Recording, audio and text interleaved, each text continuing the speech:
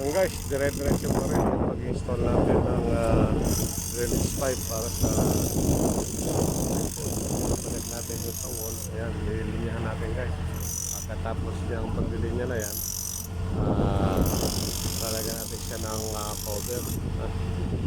So and then pwede na natin siyang tabunan ng buhangin guys. Yan.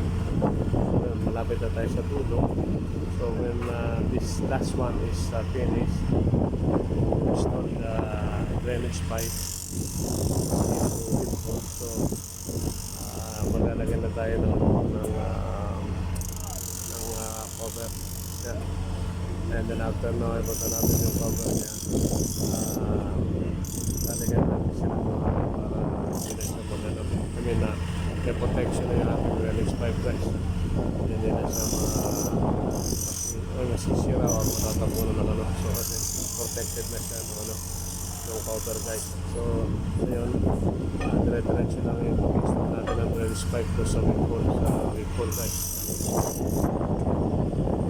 Sa dulo halos nasa 200 meters o mga 150 meters na ito siguro guys. So, nasa 150 na ito meters yung nagagawa natin hanggang yun guys. So ayan, dire-diretso lang guys yung ating pag-install ng ating sa up ng dulo. Kung makikita nyo, ito na yung ating ano. Ang ganda ng tingnan ng ating nagawa na ano na tie rod. Yan, natabunan na. So hanggang doon na sa dulo, no? So halos ito na. So pag nalagyan natin ito ng drainage pipe, hanggang doon sa ilalim ng cap and pin yung ating backfilling.